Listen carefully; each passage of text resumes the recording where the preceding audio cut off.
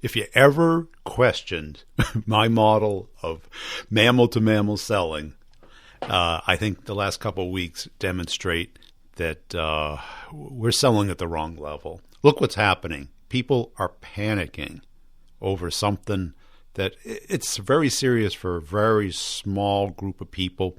And yes, we should take it seriously, but we should take it in proportion. We should be smart and use this time appropriately. A lot of us, all of a sudden, the mammal brain takes over. We panic, we hoard. We're buying toilet paper in year-long supplies. This is not rational behavior. This is survival behavior. And we're way far from that, certainly in my opinion. So what do the smart people do today? They utilize this time. And last week was my best week ever for people who wanted to get into the courses. It was book solid all last week, this week, because the smart people who listen to the podcast take action, utilize this time, because the time does not stop. Your quota probably isn't going to get reduced. Your job may be eliminated, because the survival of the fittest will always be true. And the fittest are the people who adapt to the situation. The time does not stop ticking. This is not a holiday. This is a snow day where we still have the test. We're in sales. And the people who think like salespreneurs versus employees, now you're getting the distinction. Now I get it, Brian. Guess what? The bills keep coming. They're not delaying it. They might delay the payment on your taxes and everything, but you still got to pay it. That's the problem. So what should you do? You got to think with your frontal cortex, your human, evolved brain, not the mammal brain. The mammal brain will keep you alive today. It's not thinking about tomorrow, and that's the problem. We have to think about tomorrow, because I think what is going to change is the old model of pitching is certainly dead until things get back to normal. So what do we have to do? We have to start conversations and get meetings. Meetings might be over online, over Zoom, or on the phone. The key is we got to continue to build our pipeline, to talk to prospects, to build our network, to build our lists. And how do we do that? How do we do it smart? Now, you can go and try and figure it out on your own. How's that working for you? You think you have a lot of time, but Q1's almost over, and it doesn't look good from a short-term business standpoint. So how do you make up for it? You got to work smarter. So go to b2brevenue.com, check out the training, sign up for a time to talk it through. We got a great interview today. We're going to be talking about a lot of analogies, a lot of large, complex sales, a lot of skills and development and habits. Because what the habits do is they create the reactions in your subconscious mind. We are habit machines, whether you accept it or not, bad habit or good habit. It happens. Let's get into the interview. Make sure you're checking out our partners over at Co-Video. Video email is crushing it right now. The people who do try it, I'm hearing great things. And no harm trying it. People want to see other people. And a lot of people have cabin fever right now and want to talk with other people about them, not you. So go to covideo.com, check it out, see how video, email, and video in general works. It's going to be a really powerful skill. It's transformed my business. It can get your business going. I'll sum up the interview at the very end. Let's get into it. Hey, Sean, welcome to the show. As a way of getting started, tell us about yourself. I am Sean and Jakub, and I am here in Canada, good old Ontario, Canada, actually in Cambridge. I work for a company called All Trade Industrial. We are a self-performing EPC, so we engineer, procure, and we construct. We've got about 250 employees. We started the company about 9 years ago, and we've grown from 3 employees to 250 over that period of time. And our gross sales per year is probably around $50 million. We're looking to grow about 250 in the next 10 years, pretty aggressively. But it's our people that help us grow. We understand that. We grow people, community, and projects, but it's always first people. So internally, we take care of ourselves, we take care of our people, and therefore transitions to the customer. So our niche is more in the renewable space, and we're specialty projects. So we're involved in wind farms, we're involved in ground mount, very large utility grade solar projects, energy storage, some of the hot items going out there in the renewable space, green technology. So we focus on a lot of energy projects, industrial projects. So we're very niche in that sense. And how'd you get into sales? I got into sales actually back in last year of high school. I started selling cold calling out of the white pages for a company called ACM Long Distance. Yeah. Remember those back in the day? But that was fun. Probably dating myself. Going to a call center, sitting down there and just getting on the phone, literally saying, you're calling the bees today. Sean, go ahead and call the bees and see what you can do. You come a long way since then, huh? Yeah, definitely.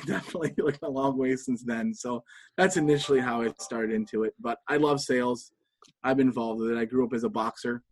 Yep. So, getting into a fight sometimes is fun, the right type of fight. But getting knocked down and getting back up again the right way is something I've always ingrained in me. And I think I've always loved that sort of competitive nature. And I think sales is the closest thing to getting in the ring. So that's why I love it. So cool. And who do you sell to now? Is it to companies, right? Yeah, B2B sales. Okay. So, what type of company? So typically type of companies that we sell to is like large conglomerates like PepsiCo's of the world, Quaker. You've got, food plants, more on the industrial side. And we also do a lot of work for, again, engineering, procuring of products, and also do the construction, actually self-perform the construction to a lot of developers. So a lot of developers, financial companies will develop projects for like the solar projects. So we work with them. So mainly our customer base is, we call them end users. So those industrial large clients to developers at developing energy projects and greenfield projects. So on the corporate side, who do you contact? Who do I contact? Yeah. Right, straight to the top. So C-level. But you can't. So, how do you get in touch with a C-level of $1 billion company? Yeah, sometimes you got to work from the bottom up. Sometimes, yeah. Do you want to call it that way? Sorry, everybody that's on the bottom. But well, so you know what I mean. But you have to work your way up. It's relationship. So I don't mind picking the phone, cold calling. I'll do that. So I use LinkedIn a lot to figure out who's who sometimes. But a lot of time we've got a lot of relationship with the engineering firms. We'll go to them. Okay. There's word out in the street that something's going on. I try to get to it before the RFP process. The RFP process starts, so I can influence if there is an RFP. That way we can influence the RFP. Right. It's very, very important. I don't like going after things that's public tendered. It's already out there. Someone's already influenced that. Someone's already gotten there. It's a waste of time. So how do we get there is absolutely. Sometimes we talk to plant managers. Talk to engineering firms. When you're dealing with these large conglomerate companies, there's lots of people in that. So if I don't have a relationship or a company doesn't have a relationship with them, then what we do is we go out and we find people that do have the relationship with them, and we use that sort of backdoor approach. You've got to go in several different ways to get in touch with people. Because from the time they decide they want to do something to the time they spend money, what does that look like? Oh, sales cycle, right? So, well, your sales cycle is even longer because you don't get paid until you build the building. Yeah, there's a large project right now we're working on for a biomass project. I mean, this probably started a couple of years ago at the end of the day, and it's finally going to come to fruition here very shortly. So, anywhere between 6 months to 2 years. Okay, and I got to imagine that there's huge time gaps in between conversations. Yes, there is. There can be huge time gaps between conversations. That's why you've got to always have your pipeline full, so you're always having lots of conversations. But at the end of the day, some projects are shorter. So, but I like to focus more on, again, those sort of niche projects and things like that. So, yeah. And what type of quota do you carry? It's a little open here. So, I don't know, my quota, I think last year was. It wasn't really a set number, but I hit my target and beyond it. But especially going into this year, well beyond what the target is. It's not necessarily my quota because it's myself and our senior director that really looks after the business development for our company. Yeah, Don't have to do it, but a big staff. We are looking to hire some people out there. But anyways, so it's not necessarily my quota, it's the company. So I consider myself a big part of that, of hitting that $50 million goal. Revenue, we look at fee, more important in the construction business. So what's exactly the margins that we want to go for?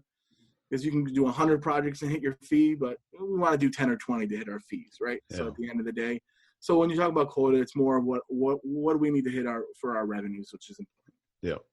And what's unique about the sale, or why are you good at it? Why am I good at it? I honestly, this might sound a little cheesy, cliché, but it's really, really true. I'm good at it because I really surround myself with a really good team.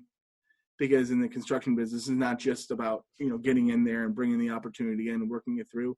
We've got a pre-construction. So you got estimators, people constantly have to have everybody, absolutely motivated. They have to motivate themselves throughout the entire process. I say it's a long sales cycle.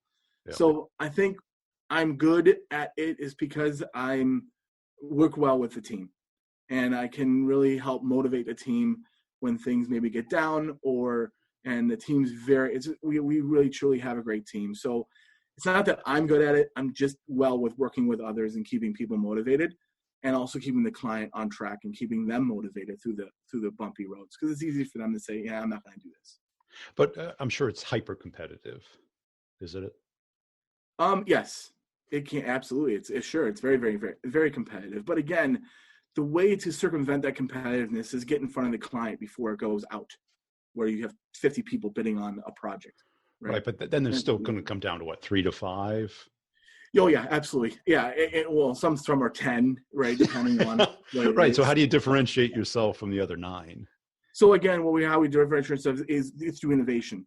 So being in the construction, being hands on the ground, is what we call valued engineering, is one of the aspects that we really do. We don't engineer anything ourselves. We sub that part out. But in the aspect of, I look at our guys on the ground, our laborers out there that are working endlessly hours out in the cold and things like that. They're kind of like farmers. Farmers will take a tool and make 100 different uses out of it. Yeah. We've got really good people out there that can really innovate and make things a lot more efficient.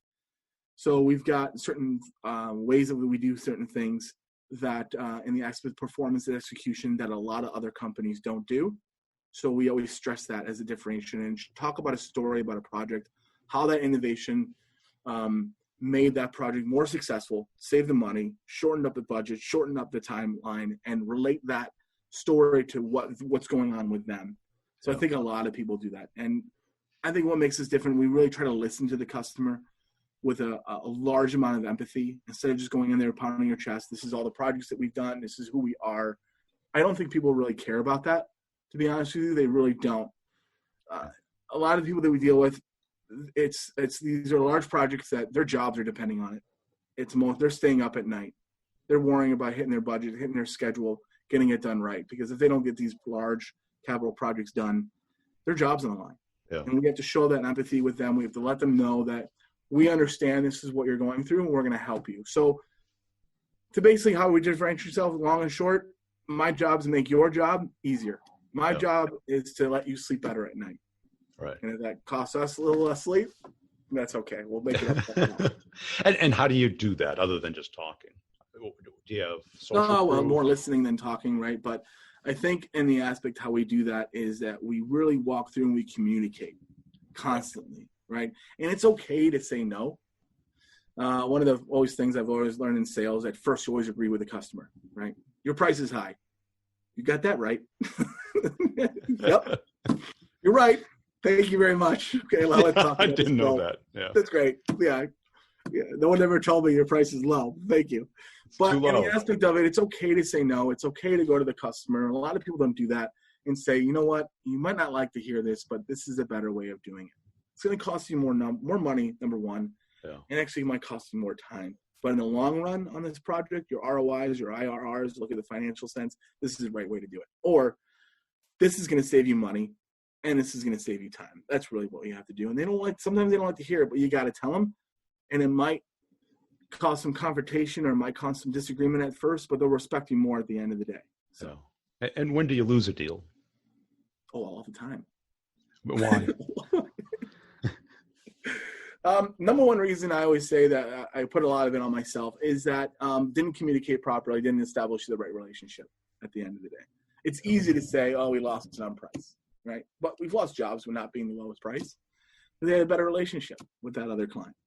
So at the end of the day, it comes down to relationship and didn't properly communicate the right way. So it always comes down to.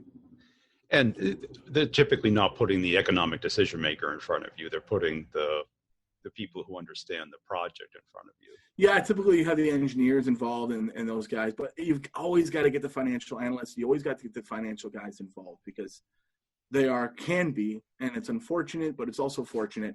They're very two different worlds they're looking at. You've got engineers within facilities that say, well, this is the right way to do it. And the financial analyst, the CFO goes, well, that's going to cost too much money. We can't do it. Yeah. Well, I don't want to do that. So we've got to, we're almost like, as constructors, we're almost mediators in that aspect. Yeah. And how do you get the financial people to see the value of the more expensive way? The more expensive way.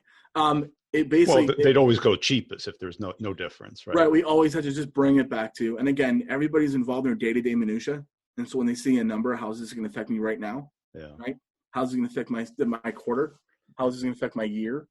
But we always talk about these capital projects. What's your ROI on these capital projects? Is it 5 years, 6 years? So let's look long term. How is this really going to affect you, right? Yeah.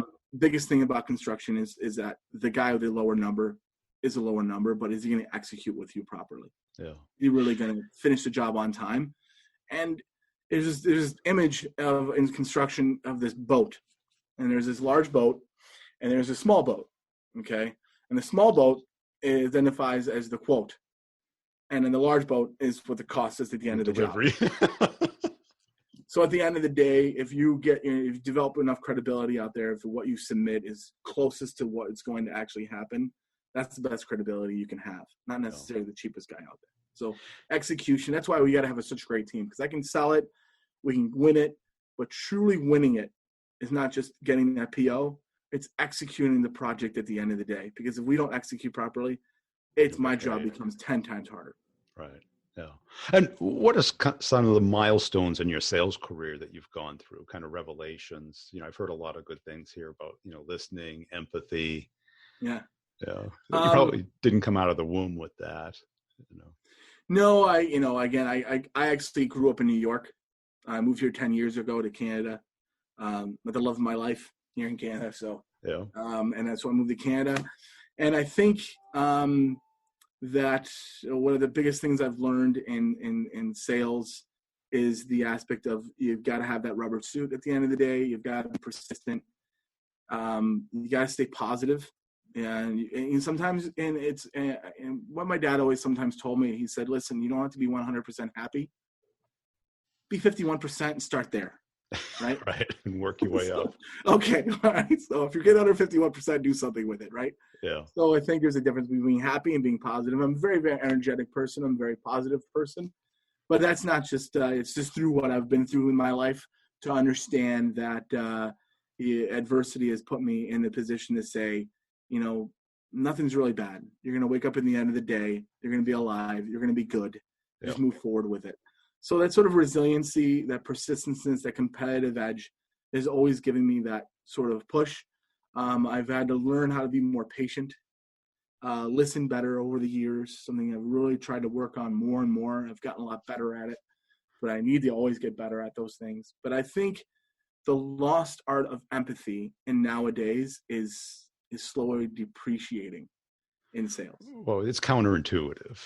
Yes, correct. Right. I mean, we're conditioned for our own survival, not other people's survival. Absolutely. Absolutely. Yeah. But if you have other people survive, you put them first, you will survive. Right. Absolutely. How did you develop that? I think just the way I was brought up, a lot of people did some things for me that was life-changing. So you've got to take what you've learned and pay it forward. Yeah. I run a not-for-profit boxing club here in Canada, helping kids out, making sure they understand that paying it forward is crucial. So not only do I preach it in my work life, but I preach it in my personal life as well. And just constantly saying it over and over again as a coach, just makes it routine, makes it in stone for you. Yeah. So I think that trying to take the selfishness out of your day to day is key. It's not easy because again, it's counterintuitive. It is We're counterintuitive. not. So you got to keep yourself in check first, as Yeah. always. One of the greatest books I've read recently is called Ego's the Enemy by Ryan Holiday. Yeah. And I truly think a lot of people may say, oh, I don't have an ego. Anybody that says you don't have an ego, you got an ego. If you say it, you do. So, you know?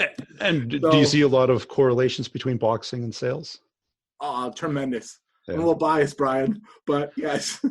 Well, tremendously, a lot. Actually, we just finished here. I did a team building exercise where I brought the team into our boxing club, and we did a team building exercise, which was great. And I always relate some of the things that's going on in learning boxing to sales or to really team building, because you've got the healthy part of the organization, and then you've got the the money part, and I think those two really, really go hand in hand. So, well, that's it, because you wouldn't just walk into the ring without months of training and conditioning. Trying months of training is up here, 90%. Just like any other sport. Yeah. Right. Well, it is training, but to be able to train hard, you have to get your mindset, right? You have to get your mind. And to do all those things that's physical, you have to have your mind in the right place. Yeah. So you have to have your mind, especially in sales, and then the type of sales that I'm in, I'm sure anybody else is in, you got to get your mind set. And sometimes it's a little harder than other times, but you got to get it done. Just like when you get in the ring, you get hit hard. You can't get over emotional, get upset, and get angry and try to punch back harder. You got to be smart about it. And the same thing happens in business. And that's it, because your sparring partner has a famous quote: "Everyone has a strategy until they get punched in the head." Well, that's a nice way of putting it, but yes. Well, that's not exactly the way he said it, but yes, you're correct. Well, you agree with it at first, but what ends up happening in your brain once you get punched is all that training takes over. You either fall down, stay down, or you go after the other person. Right. It's because of the training, it eliminates the emotion out of your head. Right. And you become strategic. And that's the biggest thing that you learn in boxing is to eliminate your emotion and focus on your job. And the same thing that happens in business. It's very easy to get down the emotional path. You have to disconnect the right type of emotion so you can execute properly. Because every time you go into a sales call, it's not a fight. But it's you can prepare all you want, but it always goes off a little. No sales call has ever gone exactly as I predicted. Oh, no never. Way. Not even close. And I've never come out of a sales call saying I over-prepared. I always come out and I go, I should have planned this. I should have better questions. I should have anticipated they would have asked absolutely. that. Absolutely. If you're not, then you didn't do enough. If you come out of a sales call going, that went great. Okay. And I always had this manager, his process for preparing for a call was just say, let's just see what they have to say. And it's like, that's like going into the boxing ring without warming up and planning or thinking through or practicing at all. Yeah, absolutely. I do, in the aspect of, maybe I'm using the wrong terms here, but I do believe in the aspect of being over-prepared in this way. And what I mean by that is some people really prepare this huge PowerPoint. They put all this time in, and they have their own agenda. And so, therefore, it eliminates them from listening. Right. But be prepared, understand the customer, but don't allow that being that really – you're never over-prepared. I agree with that. But don't allow that to eliminate your empathy or your listening. I've seen that over and over again. They just pitch. They seem very credible, but at the end, they're not really listening to what their problems are. So because that's preparing for the offense instead of the defense, right? Exactly. You got to be prepared. What are they going to come at us with? What are they going to care about? How do I get them focused on what they should care about? Exactly. As opposed to what I'm going to tell them. And that's something very valuable. They say, what should they be focused on? And that sometimes can be, you got to do that in a careful way, depending on who you're dealing with, right? And their personalities. As I always said, you're not managing people in sales, you're managing personalities. Because everyone's got confirmation bias. And I'm sure in an industry like yours, they want to pigeonhole you in to what they think. Yes. Right. Absolutely. Yeah. I need you to drink my Kool-Aid. I'm not drinking yours. You're drinking my Kool-Aid. Something I grew up with. But what they really want is outside of that. Yes. But they only want to pay for a certain amount. Yeah. Because the people you're talking to, their job is to justify their job. And we're here to help them justify their job. Right. Yeah. As opposed to, just doing what they're telling you to do. Exactly. So. Well, what You gotta other develop analogies trust do you for it. have about boxing and sales? I can go down a list. So obviously, it's the um, recovery Yeah. key. You got to recover. You got to get enough sleep. Okay. And a lot of Again, people don't believe that. They say the hustle and grind 24/7, and it's like they that's don't not what it's. believe that. Don't No. believe it. I won't work for a company that doesn't believe in balance. Yeah. To be honest with you, sorry, I'm American. My heart is American, but I can tell you that, working in the United States, and again, it's very different states in here. Work-life balance is a little bit different here, per se. Yeah. They don't say it, they really practice it. And again, it all depends who you work for as well. But I think work-life balance is key because that's what makes you perform. If I know that I'm going to go home at night and I know that my job is not compromising my relationship at home, I'm going to perform better. Yeah. In the long run, and that longevity sort of understanding it's there. Don't get me wrong. I put my 70 hours in, and I put my 60 hours in and things like that. But when it comes down to pull the plug for a bit, it's there and they're supportive of that. And that's key. Right. Because we are humans. Absolutely. Right? And, on social, you always see these hustle and grind, and all of a sudden they disappear. Yeah. And then they pop up a year later talking about going to rehab. Yes.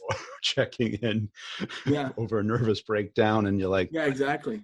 Yeah, it's called too much stress, too much work. Mental health is so important. It's it was very, very important in boxing. And it's very, very important in the workplace, and it's very, very important in sales. You've got to keep your head straight, and it's okay to say no. It's okay to say no to your boss. Yeah. And if it makes sense, if you have the right boss, he's going to agree with you, or she's going to agree with you. And what makes you great at sales? I don't know if I'm great at sales, but what makes you okay at sales? Thank you. Didn't mean to flatter you. It's my grit at the end of the day. Yeah. I don't like to hear no. And at the end of the day, I will get to where I need to go, whatever it takes, with integrity. Always with integrity. I don't give up. And I live to literally the point I get people calling me back and just saying, you know what, calling you because I know if I don't call you back, I'm going to keep getting calls.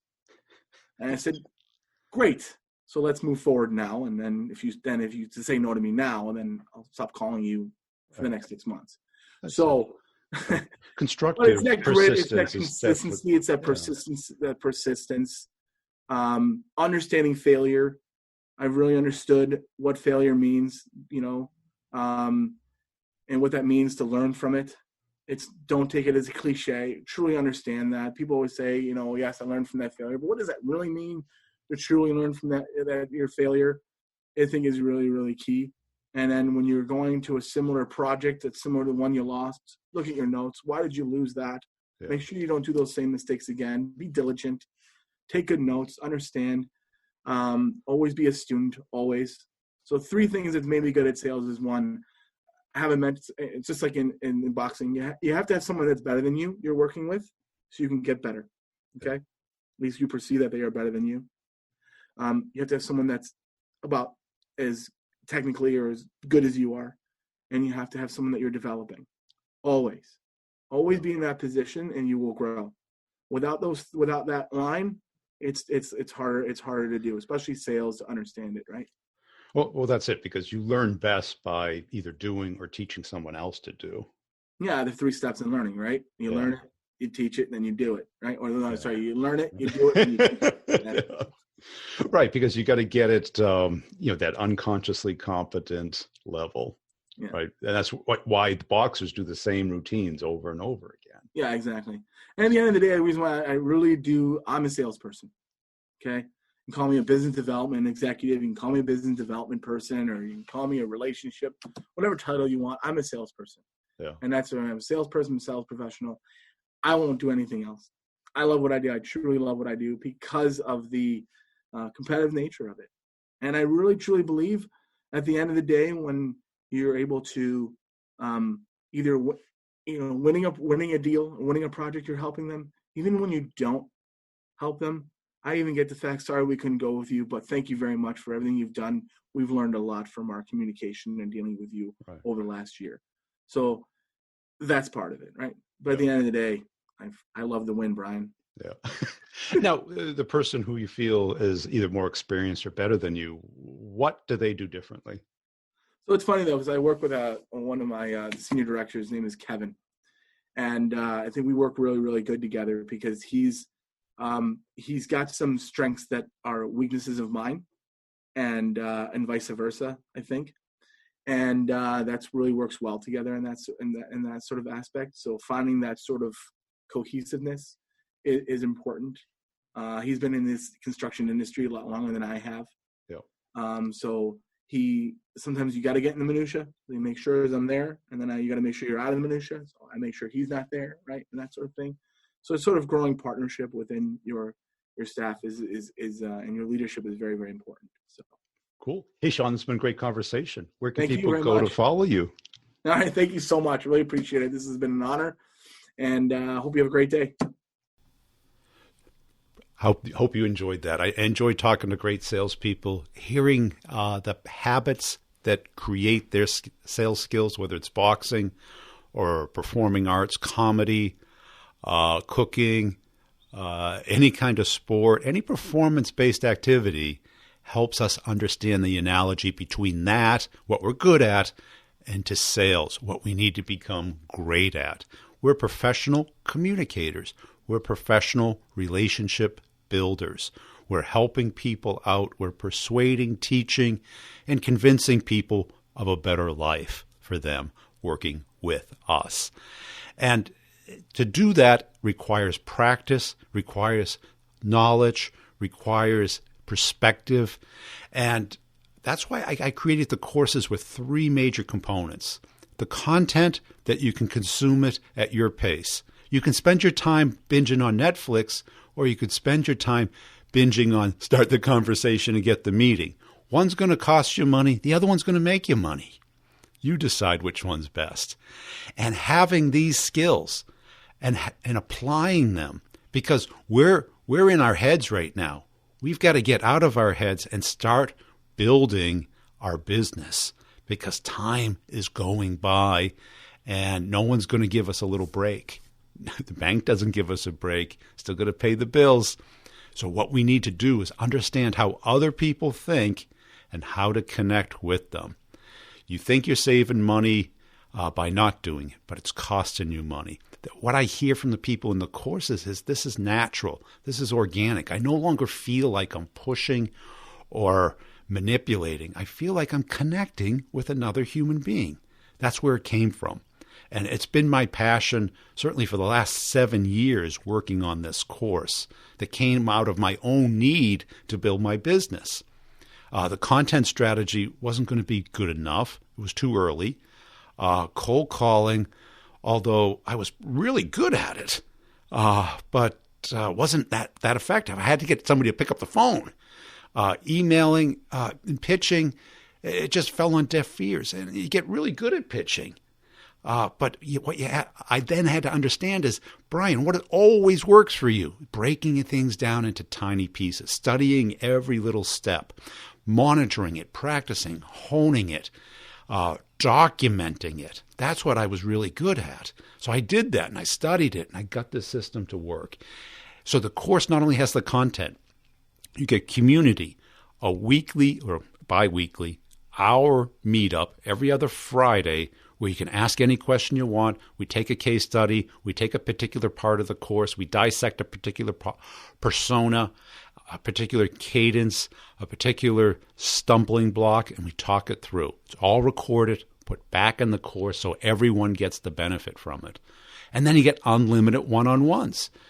Everyone's got a unique little twist, a problem or challenge, or trying to get into a particular account. Let's talk it through and come up with a strategy. Record it, put back on the course for everyone's benefit. That's what it's all about. We're all in this together. And if you're in the course already, listen to those one-on-ones because applying the course is the hard part. It's a change. It's a different mindset. You have to hold back that rep so you can let the human out and connect with the other person. I was just doing a one-on-one yesterday, and the rep was telling me, goes, man, if I should show you this email stream, he's like one of my friends now, a VP at a Fortune 10 company, all by connecting with people the way they want to be connected with, because now you have a conversation. The pitch comes at a certain point when they ask you, so what do you do? That's the outcome of that conversation. How do you build up to them flipping it to you and ask you what you do? Now, how about you got a pipeline? You got some deals. Of course, they're slowing down, maybe even stalling. Do you understand how companies buy and how to keep the deal moving? Understanding what finance, legal, procurement all want to see. Putting it in the words that they need to see so that they know to do this, so it doesn't go to RFP, so it doesn't go out for competition. And if it does, it's wired for you and nobody else, and you lock it down, you lock everybody else out. Well, guess what? That took me a long time to figure out, and nobody talks about it out there because nobody's done it. I listen to all the YouTube, LinkedIn stuff, and they're all good at like a low price, high transaction, inbound. The challenge is that's dried up. What we need to become good at is cold outbound, start from scratch, become the champion within the account, focus on the deals that can and will close and have control over them. So how do I get involved, Brian? Is this expensive? No. See, I priced it for the individual rep. I don't want the manager sending 15 people to me, Brian, fix them. I'm not in the fix-it business. If you're not motivated to become great, I don't want to work with you because I'm not Tony Robbins. I'm not going to motivate you to become great. I'll try to inspire you to become great. I'll show you the way to become great, but I can't drag you to the course. So it's priced for the individual rep. There's 12 monthly payments to break it down into basically what's a lunch or a dinner. And it will pay for itself before you get the first bill because you'll see the ROI immediately. You'll become part of a community.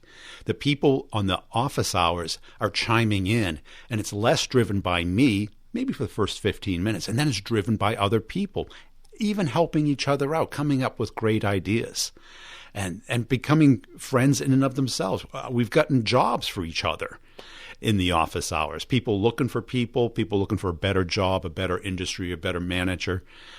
This is what it's all about, is helping the individual rep. There's that certain percentage of you out there, I'd say 1 to 5%, who get it, who want to be salespreneurs. The rest, we're going to see what's going to happen. Trust me, I've been through this several times before. The comfortable little poser is going to get pushed away because the manager, they know their job's on the line. And they're older. They got kids and houses. And, about being Mr. Nice Guy or Mrs. Nice Guy is going to go away pretty soon. And it's going to become salespreneurish real quick. And are you ready? And are you stepping up? Now, if you have particular questions about the course, I put the frequently asked questions in the show notes.